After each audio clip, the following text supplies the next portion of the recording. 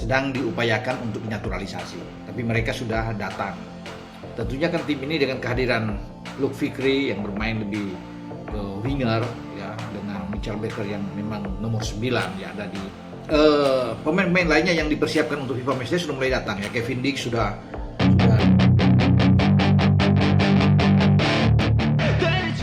Pecah. Kabar yang ditunggu jutaan supporter akhirnya datang juga. Pascal Struijk, Luke Velkri, dan Michael Becker disebut resmi menyelesaikan proses naturalisasi dan kini semakin dekat dengan timnas Indonesia. Yang lebih mengejutkan, John Hartman dikabarkan langsung menyiapkan ketiganya untuk agenda FIFA Matchday jika seluruh proses administrasi dapat diselesaikan tepat waktu. Apakah ini awal lahirnya super tim Garuda yang selama ini dinantikan? My past is filled with things I won't forget. I use them all to push me to my best.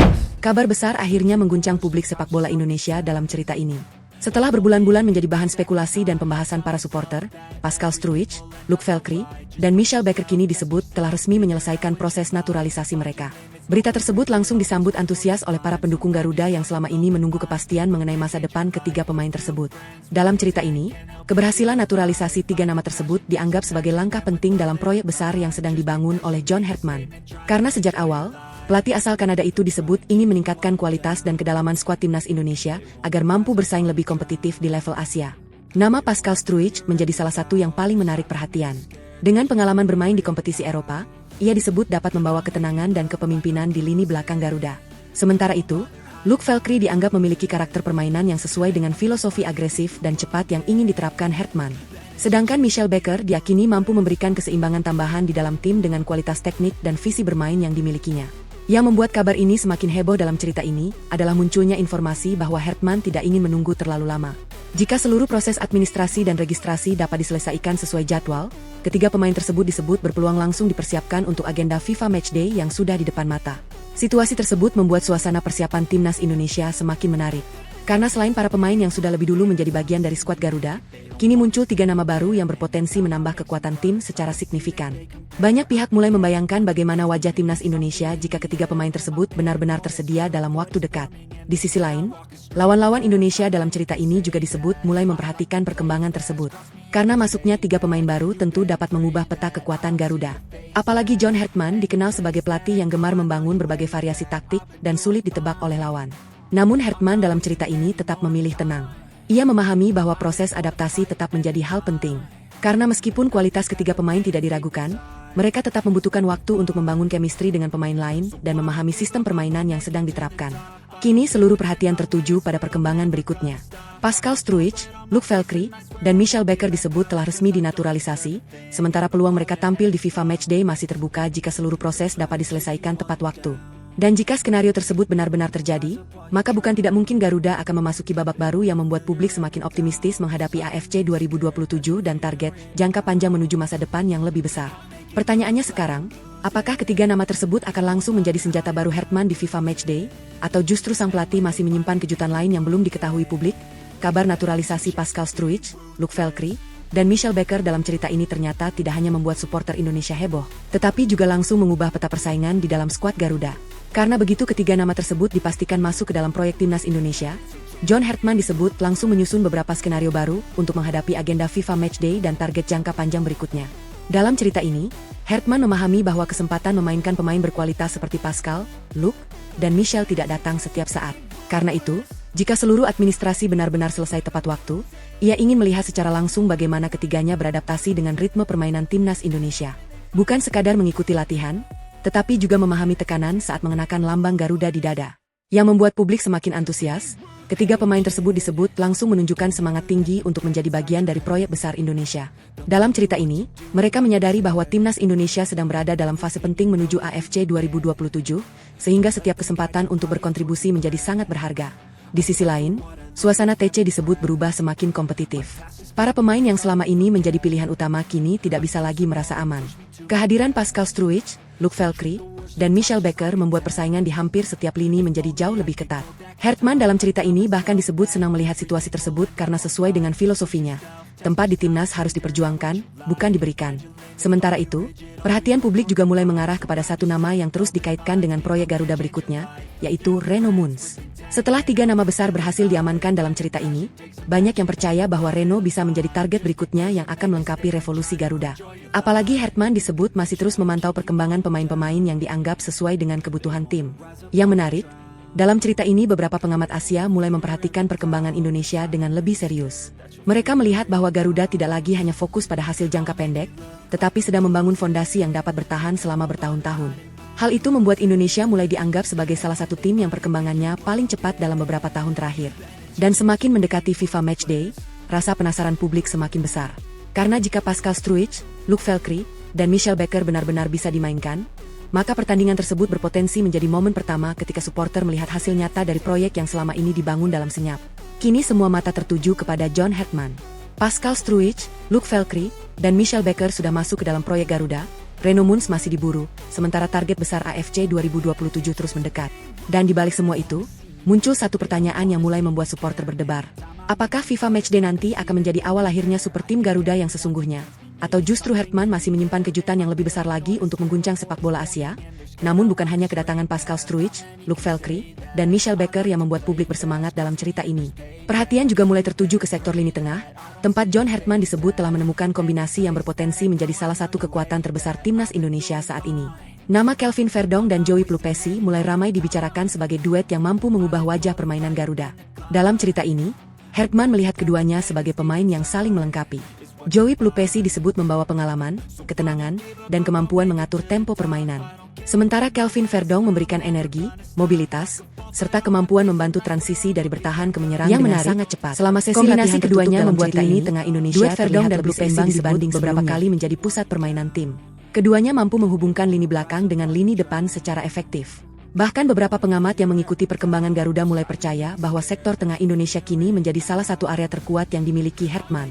Tidak heran jika Oman dalam cerita ini disebut memberikan perhatian khusus kepada kedua pemain tersebut. Karena mereka sadar, pertandingan modern seringkali ditentukan oleh siapa yang menguasai lini tengah. Jika Verdong dan Plupesi mampu mengendalikan ritme permainan, maka Indonesia berpeluang besar mendikte jalannya pertandingan. Yang membuat suasana semakin menarik, kehadiran pemain-pemain baru seperti Pascal Struijk, Luc Velcri, dan Michel Becker disebut akan semakin terbantu dengan keberadaan duet Verdong Plupesi. Karena lini tengah yang kuat akan memberikan fondasi yang dibutuhkan untuk mengembangkan permainan secara lebih efektif. Dalam cerita ini, Hartman bahkan diakini sedang membangun poros tim yang berawal dari duet tersebut. Dari belakang ada pertahanan yang semakin kokoh, di tengah ada Verdong dan Plupesi yang mengatur permainan, sementara di depan muncul berbagai opsi serangan yang membuat lawan kesulitan membaca arah permainan Garuda. Kini menjelang FIFA Matchday, optimisme supporter semakin tinggi. Pascal Struijk, Luc Velcri, Michel Becker masuk proyek besar Garuda, Reno Moons masih diburu, sementara duet Kelvin Verdong dan Joey Plupesi disebut siap menjadi motor permainan timnas Indonesia. Jika semua kepingan ini mampu menyatu, maka dalam cerita ini Garuda bukan hanya sedang membangun tim untuk hari ini, tetapi sedang membangun kekuatan besar untuk AFC 2027 dan mimpi besar menuju Piala Dunia 2030 semakin dekat menuju FIFA Matchday. Dalam cerita ini, semakin banyak pihak yang mulai percaya bahwa John Hartman perlahan menemukan bentuk ideal timnas Indonesia yang selama ini ia cari.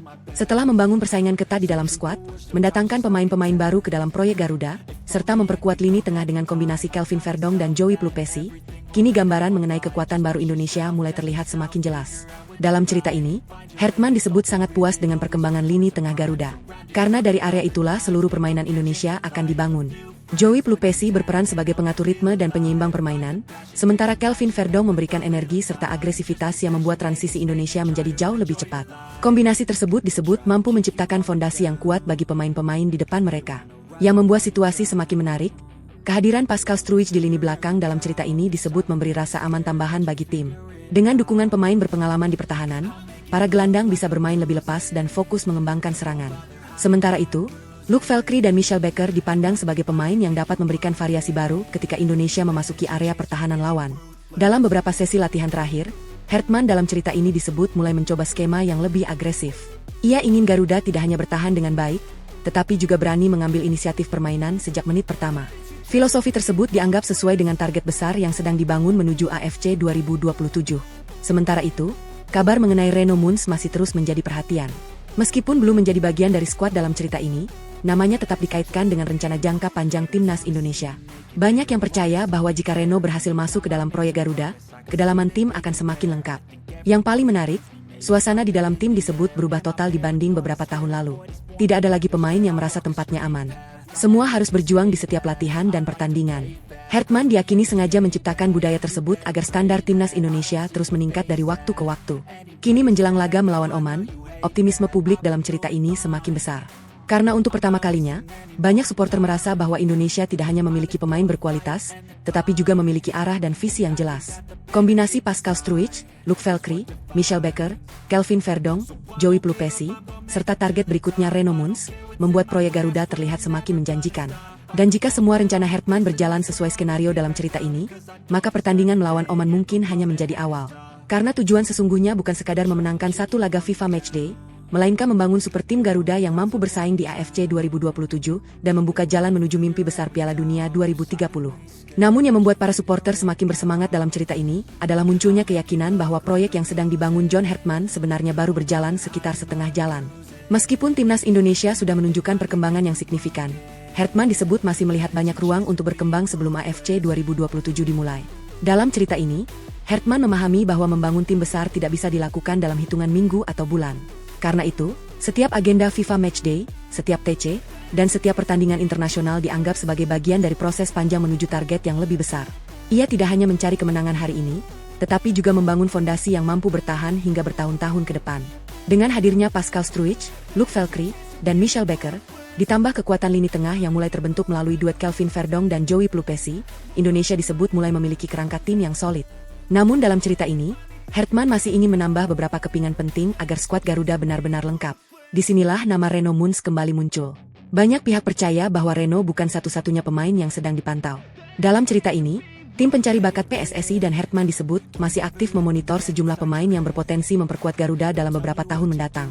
Artinya, revolusi yang sedang berjalan saat ini bisa saja menghadirkan kejutan-kejutan baru yang belum diketahui publik.